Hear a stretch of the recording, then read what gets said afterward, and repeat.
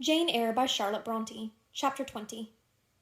I had forgotten to draw my curtain, which I usually did, and also to let down my window blind. The consequence was that when the moon, which was full and bright, for the night was fine, came in her course to that space in the sky opposite my casement, and looked in at me through the unveiled panes, her glorious gaze roused me. Awaking in the dead of night, I opened my eyes on her disk, silver white and crystal clear. It was beautiful, but too solemn. I half rose and stretched my arm to draw the curtain. Good God, what a cry! The night, its silence, its rest, was rent in twain by a savage, a sharp, a shrilly sound that ran from end to end of Thornfield Hall. My pulse stopped. My heart stood still. My stretched arm was paralyzed. The cry died and was not renewed. Indeed, whatever being uttered that fearful shriek could not soon repeat it.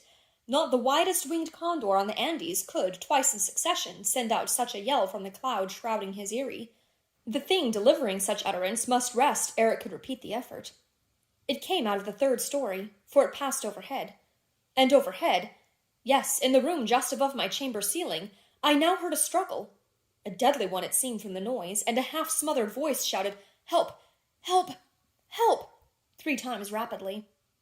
"Will no one come?" it cried, and then, while the staggering and stamping went on wildly, I distinguished through plank and plaster, "Rochester! Rochester! For God's sake, come!" A chamber door opened, someone ran, or rushed, along the gallery. Another step stamped on the flooring above, and something fell, and there was silence. I had put on some clothes, though horror shook all my limbs. I issued from my apartment.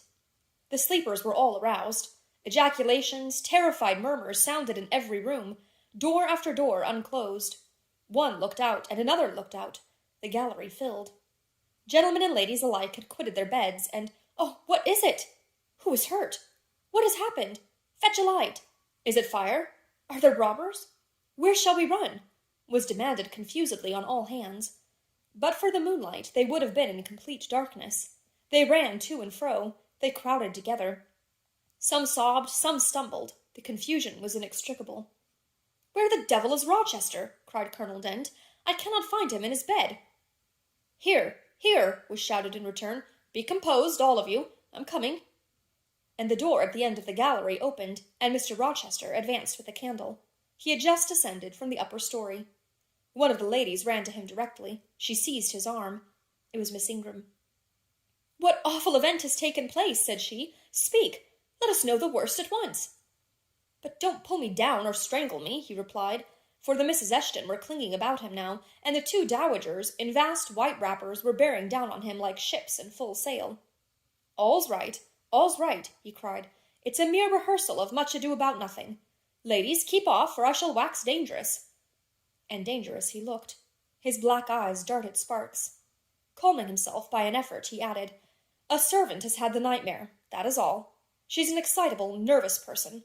She construed her dream into an apparition, or something of that sort, no doubt, and has taken a fit with fright. Now then, I must see you all back into your rooms, for, till the house is settled, she cannot be looked after. Gentlemen, have the goodness to set the ladies the example. Miss Ingram, I'm sure you will not fail in evincing superiority to idle terrors. Amy and Louisa, return to your nests like a pair of doves, as you are. Mesdames," to the dowagers, "you will take cold to a dead certainty if you stay in this chill gallery any longer." And so, by dint of alternate coaxing and commanding, he contrived to get them all once more enclosed in their separate dormitories. I did not wait to be ordered back to mine, but retreated unnoticed, as unnoticed I had left it. Not, however, to go to bed. On the contrary, I began and dressed myself carefully. The sounds I had heard after the scream, and the words that had been uttered, had probably been heard only by me, for they had proceeded from the room above mine, but they assured me that it was not a servant's dream which had thus struck horror through the house, and that the explanation Mr. Rochester had given was merely an invention framed to pacify his guests. I dressed then to be ready for emergencies. When dressed, I sat a long time by the window looking out over the silent grounds and silvered fields, and waiting for I knew not what. It seemed to me that some event must follow the strange cry, struggle, and call. No, stillness returned. Each murmur and movement ceased gradually, and in about an hour Thornfield Hall was again as hushed as a desert. It seemed that sleep and night had resumed their empire. Meantime the moon declined. She was about to set. Not liking to sit in the cold and darkness, I thought I would lie down on my bed, dressed as I was. I left the window and moved with little noise across the carpet. As I stooped to take off my shoes, a cautious hand tapped low at the door. "Am I wanted?" I asked. "Are you up?" asked the voice I expected to hear, viz., my master's. "Yes, sir." "And dressed?" "Yes." "Come out, then, quietly." I obeyed. Mr. Rochester stood in the gallery holding a light. "I want you," he said. "Come this way. Take your time and make no noise." My slippers were thin. I could walk the matted floor as softly as a cat. He glided up the gallery and up the stairs, and stopped in the dark, low corridor of the fateful third story. I had followed and stood at his side. "Have you a sponge in your room?" he asked in a whisper. "Yes, sir." "Have you any salts? Volatile salts?" "Yes." "Go back and fetch both." I returned, sought the sponge on the washstand, the salts in my drawer, and once more retraced my steps. He still waited. He held a key in his hand. Approaching one of the small black doors, he put it in the lock.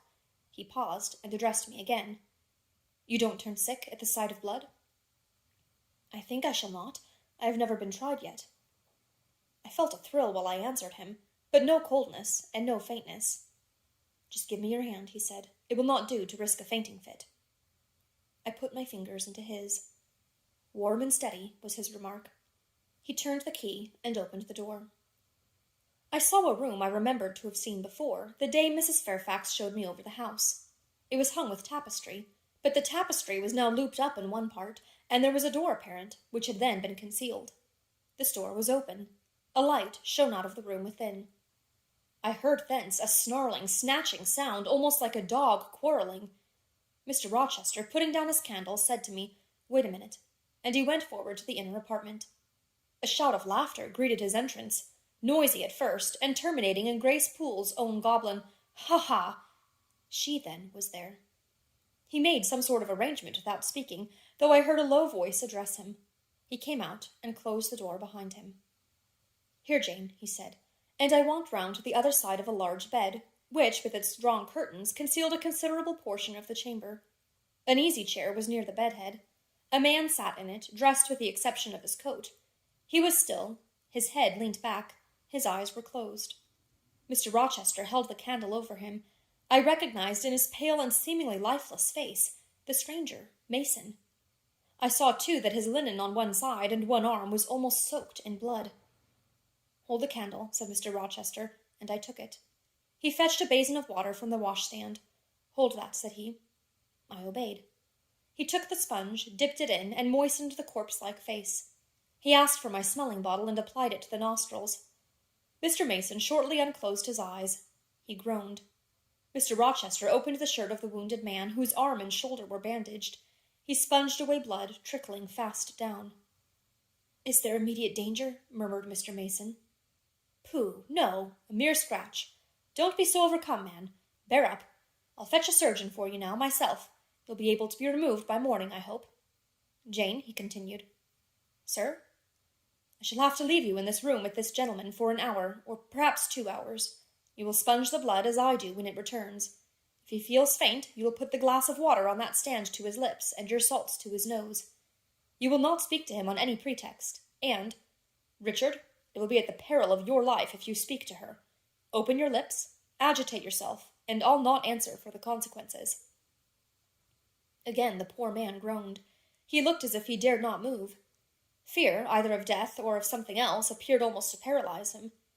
Mr. Rochester put the now bloody sponge into my hand, and I proceeded to use it as he had done. He watched me a second, then saying, "Remember, no conversation," he left the room.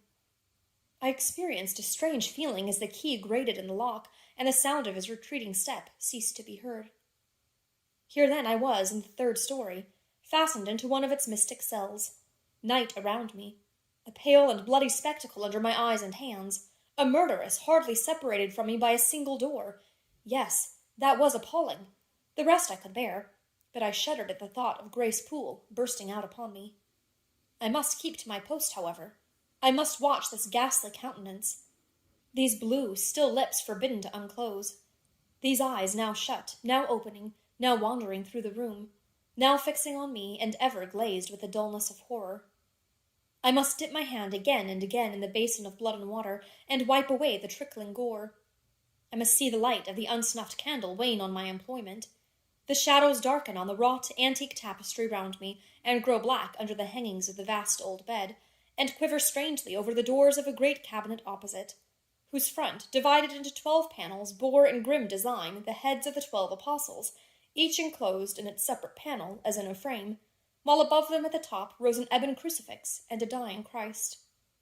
According as the shifting obscurity and flickering gleam hovered here or glanced there, it was now the bearded physician, Luke, that bent his brow, now St. John's long hair that waved, and anon the devilish face of Judas that grew out of the panel, and seemed gathering life and threatening a revelation of the arch-traitor, of Satan himself, in his subordinate's form. Amidst all this, I had to listen as well as watch, to listen for the movements of the wild beast or the fiend in yonder side den.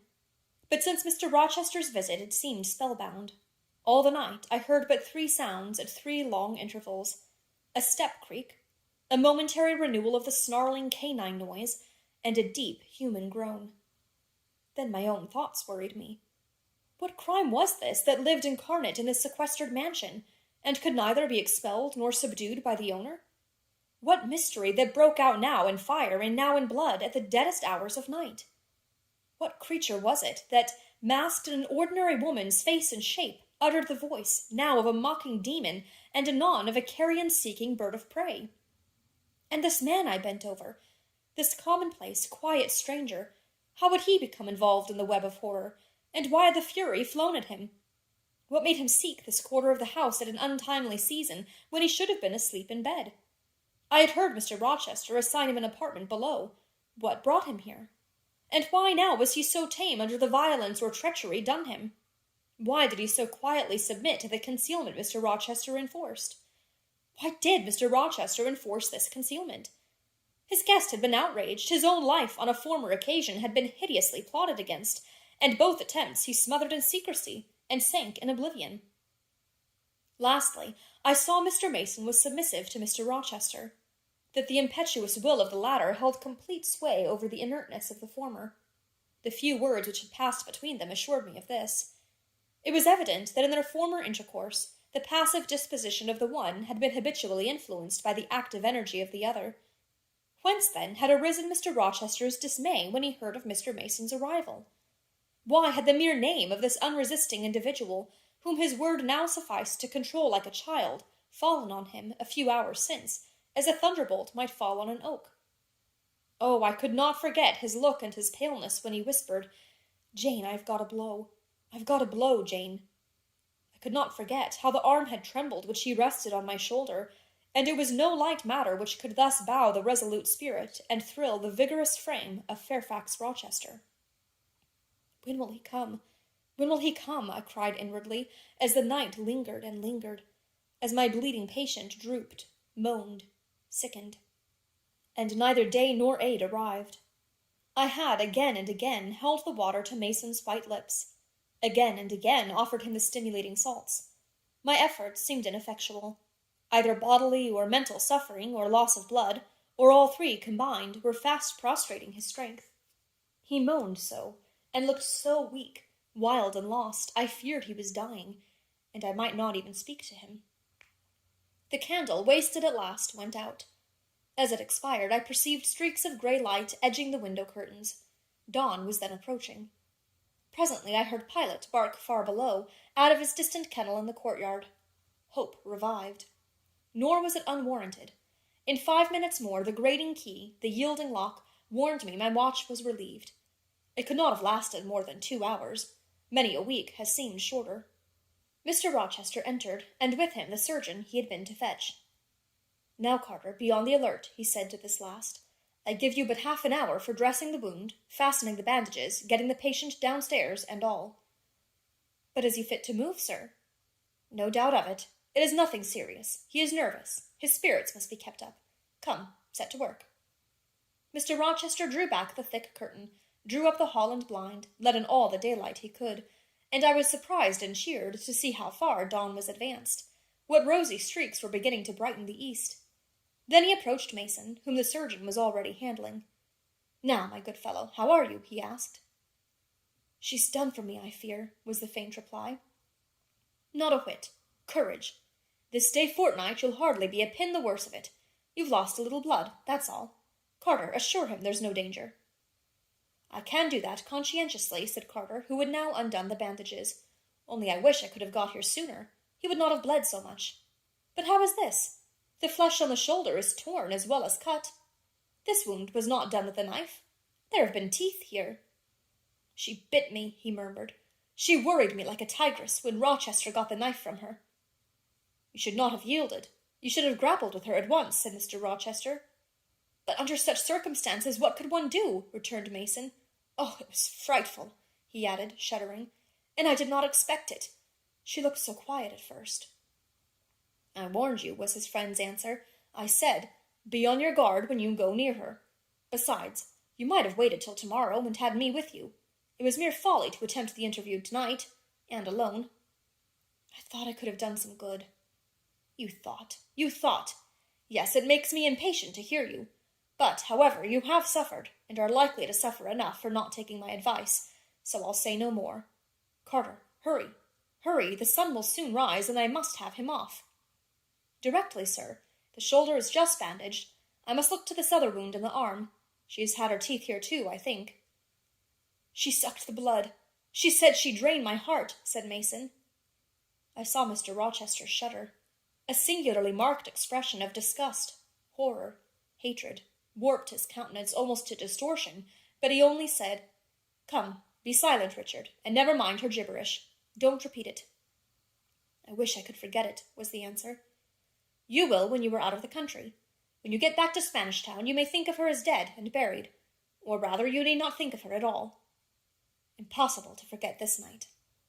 It is not impossible. Have some energy, man. You thought you were as dead as a herring 2 hours since, and you are all alive and talking now. There, Carter has done with you, or nearly so. I'll make you decent in a trice. Jane, he turned to me for the first time since his re-entrance. Take this key. Go down into my bedroom and walk straight forward into my dressing-room. Open the top drawer of the wardrobe and take out a clean shirt and neck-handkerchief. Bring them here, and be nimble. I went, sought the repository he had mentioned, found the articles named, and returned with them.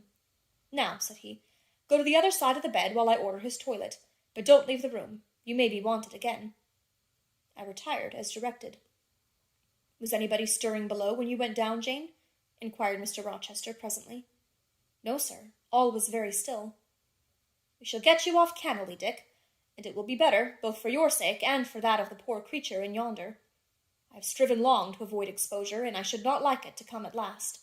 Here, Carter, help him on with his waistcoat. Where did you leave your furred cloak? Can't travel a mile without that, I know, in this damned cold climate. In your room? Jane, run down to Mr. Mason's room, the one next mine, and fetch a cloak you will see there. Again I ran, and again returned, bearing an immense mantle lined and edged with fur. Now I've another errand for you, said my untiring master. You must away to my room again. What a mercy you are, shod with velvet, Jane. A clod-hopping messenger would never do at this juncture. You must open the middle drawer of my toilet table, and take out a little phial and a little glass you will find there. Quick. I flew thither and back, bringing the desired vessels. That's well. Now, doctor, I shall take the liberty of administering a dose myself, on my own responsibility. I got this cordial at Rome, of an Italian charlatan, a fellow you would have kicked, Carter. It is not a thing to be used indiscriminately, but it is good upon occasion. As now, for instance. Jane, a little water. He held out the tiny glass, and I half filled it from the water bottle on the washstand. That will do. Now wet the lip of the phial. I did so. He measured 12 drops of a crimson liquid, and presented it to Mason. Drink, Richard. It will give you the heart you lack for an hour or so. But will it hurt me? Is it inflammatory? Drink, drink, drink. Mr. Mason obeyed, because it was evidently useless to resist. He was dressed now. He still looked pale, but he was no longer gory and sullied. Mr. Rochester let him sit 3 minutes after he had swallowed the liquid. He then took his arm. Now I am sure you can get on your feet, he said. Try. The patient rose. Carter, take him under the other shoulder. Be of good cheer, Richard. Step out. That's it. I do feel better, remarked Mr. Mason. I am sure you do.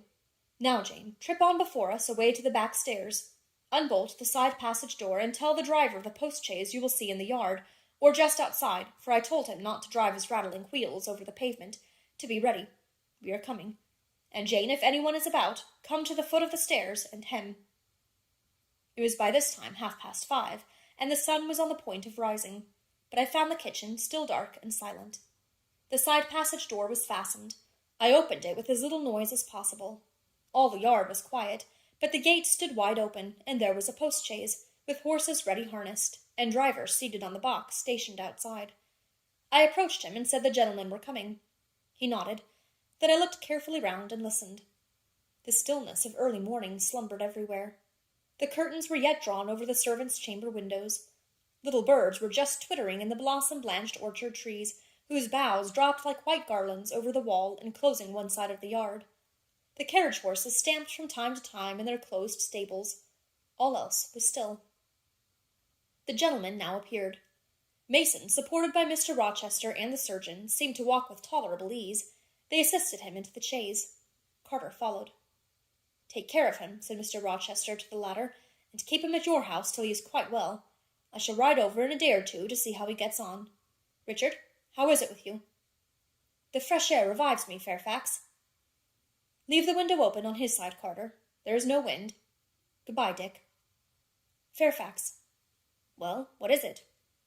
"Let her be taken care of. Let her be treated as tenderly as may be. Let her—" He stopped and burst into tears. "I do my best, and have done it, and will do it," was the answer. He shut up the chaise door, and the vehicle drove away. "Yet would to God there was an end of all this," added Mr. Rochester, as he closed and barred the heavy yard gates. This done, he moved with slow step and abstracted air towards a door in the wall bordering the orchard. I, supposing he had done with me, prepared to return to the house. Again, however, I heard him call, "Jane?" He had opened the portal and stood at it, waiting for me. "Come where there is some freshness for a few moments," he said. "That house is a mere dungeon. Don't you feel it so?" "It seems to me a splendid mansion, sir." "The glamour of inexperience is over your eyes," he answered, "and you see it through a charmed medium. You cannot discern that the gilding is slime, and the silk draperies cobwebs, that the marble is sordid slate, and the polished woods mere refuse chips and scaly bark. Now here," he pointed to the leafy enclosure we had entered, "all is real, sweet, and pure." He strayed down a walk edged with box, with apple trees, pear trees, and cherry trees on one side, and a border on the other full of all sorts of old-fashioned flowers, stocks, sweet williams, primroses, pansies, mingled with southernwood, sweetbriar, and various fragrant herbs. They were fresh now as a succession of April showers and gleams, followed by a lovely spring morning, could make them. The sun was just entering the dappled east, and his light illumined the wreathed and dewy orchard trees, and shone down the quiet walks under them. "Jane, will you have a flower?" He gathered a half-blown rose, the first on the bush, and offered it to me. "Thank you, sir." "Do you like the sunrise, Jane? That sky with its high and light clouds which are sure to melt away as the day waxes warm, this placid and balmy atmosphere?" "I do, very much." "You have passed a strange night, Jane." "Yes, sir." "And it has made you look pale. Were you afraid when I left you alone with Mason?" "I was afraid of someone coming out of the inner room. But I had fastened the door. I had the key in my pocket. I should have been a careless shepherd if I had left a lamb, my pet lamb, so near a wolf's den, unguarded. You were safe." "Will Grace Poole live here still, sir?" "Oh, yes. Don't trouble your head about her. Put the thing out of your thoughts." "Yet it seems to me your life is hardly secure while she stays." "Never fear. I will take care of myself." "Is the danger you apprehended last night gone by now, sir?" "I cannot vouch for that till Mason is out of England, nor even then. To live, for me, Jane, is to stand on a crater crust which may crack and spew fire any day." "But Mr. Mason seems a man easily led. Your influence, sir, is evidently potent with him. He will never set you at defiance, or wilfully injure you." "Oh, no, Mason will not defy me, nor, knowing it, will he hurt me. But unintentionally he might in a moment, by one careless word, deprive me, if not of life, yet forever of happiness." "Tell him to be cautious, sir. Let him know what you fear, and show him how to avert the danger." He laughed sardonically, hastily took my hand, and as hastily threw it from him. If I could do that, simpleton, where would the danger be? Annihilated in a moment. Ever since I have known Mason, I have only had to say to him, do that, and the thing has been done. But I cannot give him orders in this case. I cannot say, beware of harming me, Richard, for it is imperative that I should keep him ignorant that harm to me is possible. Now you look puzzled, and I will puzzle you further. You are my little friend, are you not? I like to serve you, sir, and to obey you in all that is right. Precisely. I see you do. I see genuine contentment in your gait and mien, your eye and face, when you are helping me and pleasing me, working for me and with me in, as you characteristically say, all that is right. For if I bid you do what you thought wrong, there would be no light-footed running, no neat-handed alacrity, no lively glance and animated complexion. My friend would then turn to me, quiet and pale, and would say, no, sir, that is impossible. I cannot do it, because it is wrong, and would become immutable as a fixed star. Well, you too have power over me, and may injure me. Yet I dare not show you where I am vulnerable, lest, faithful and friendly as you are, you should transfix me at once. If you have no more to fear from Mr. Mason than you have from me, sir, you are very safe. God grant it may be so. Here, Jane, is an arbor. Sit down. The arbor was an arch in the wall, lined with ivy. It contained a rustic seat. Mr. Rochester took it, leaving room, however, for me, but I stood before him. Sit, he said. The bench is long enough for two. You don't hesitate to take a place at my side, do you? Is that wrong, Jane? I answered him by assuming it. To refuse would, I felt, have been unwise. Now, my little friend, while the sun drinks the dew, while all the flowers in this old garden awake and expand, and the birds fetch their young ones' breakfast out of the thornfield, and the early bees do their first spell of work, I'll put a case to you, which you must endeavor to suppose your own. But first, look at me, and tell me you are at ease, and not fearing that I err in detaining you, or that you err in staying. No, sir, I am content. Well then, Jane, call to aid your fancy. Suppose you were no longer a girl, well reared and disciplined, but a wild boy indulged from childhood upwards.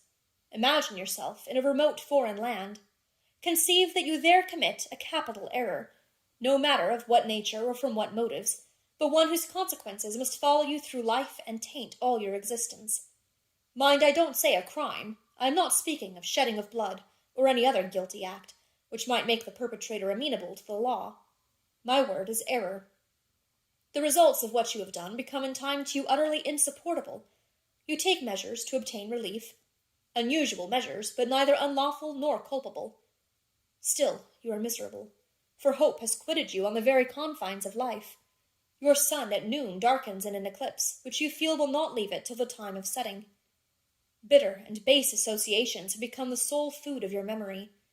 You wander here and there, seeking rest in exile, happiness and pleasure. I mean in heartless, sensual pleasure, such as dulls intellect and blights feeling.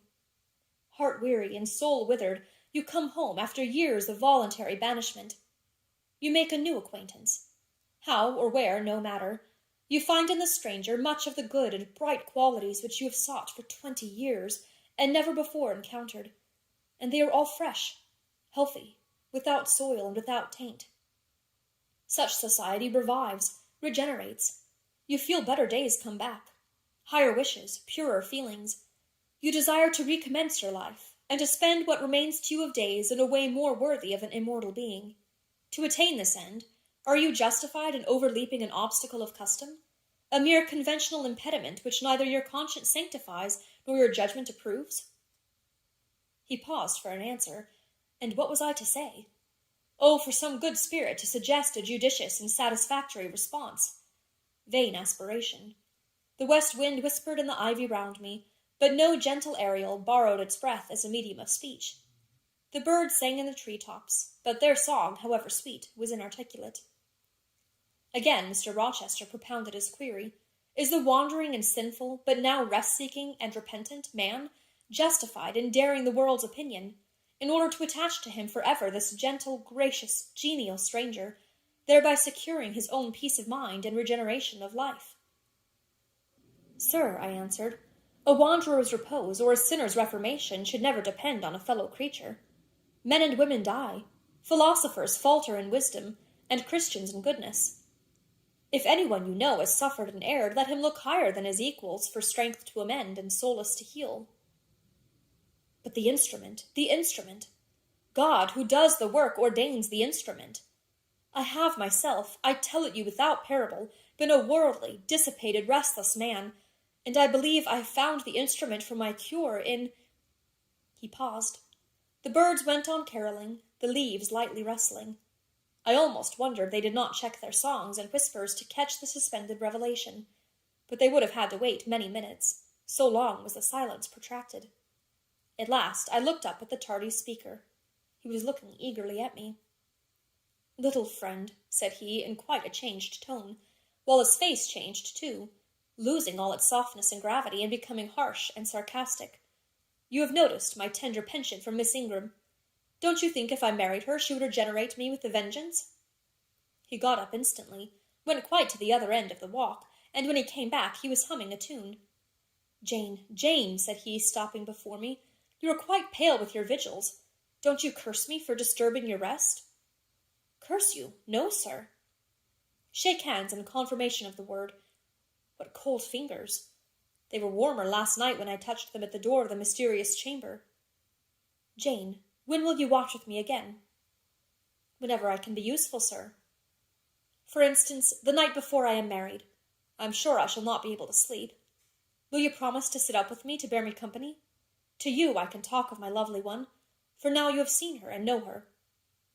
"Yes, sir." "She's a rare one, is she not, Jane?" "Yes, sir."